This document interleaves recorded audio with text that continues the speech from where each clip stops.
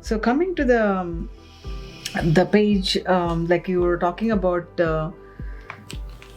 once the self is realized, it becomes easy to dissociate from these thoughts and identification with the false ego. Okay. So I have a problem with this. I always, like in the last 20 plus years, I used to think in my trance, when I go into trance, the false ego is the culprit, main culprit. If this is not there, we all would be in the same level of vibrations and thinking. So this is the one main culprit. So I would let you discuss about this sentence. Okay. False ego. Now, simple question. Is false ego created by someone out there? No. Where is it coming from? Ourselves. Right. So it's not like somebody has forced it upon us. No. It is something that we have created. Now, what is false ego? False ego is false identification with things that are not really true. So I'll give an example. So ego, the word ego itself is not bad. The word ego means I. In actually ancient Sanskrit language, it means aham. That word aham is what we use in our day-to-day world in form of I. Whenever we refer to ourselves, we use the word I.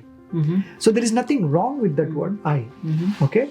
But the problem is when that I starts to identify with our emotions, with our professions, with the experiences, is when we get into the false ego. I'll give an example.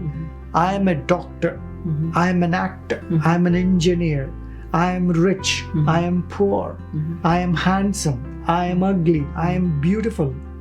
I am sad. I am happy.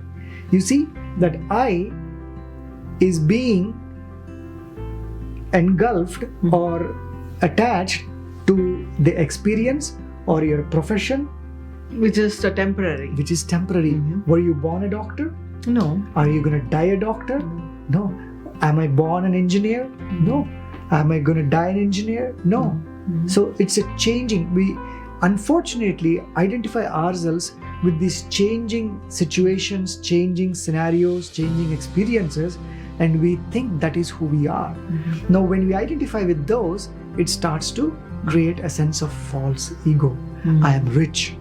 How long is that richness? Were you born rich? Are you going to die rich? Are you going to carry your money with you to the graveyard? No, right?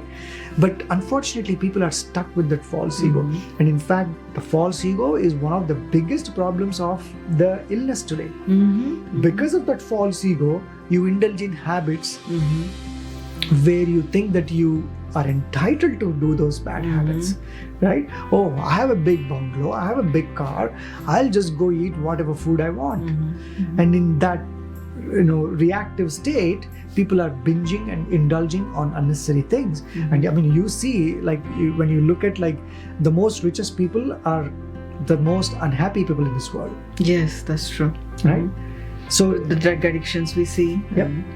Yep. Right? So And they're very smart and they have the innate talent actually. And then we see them going in the wrong direction. Even though they're so brilliant and unique, they could transform the world because they're so mass fans. I see that. There's true. So many examples in our own history. I don't want to bring the names, but we know those people, right? Extremely rich, but the most unhappy. And in that unhappiness, they are reaching out to unnecessary things. So where did all this start? That false ego. Lack of, That false ego.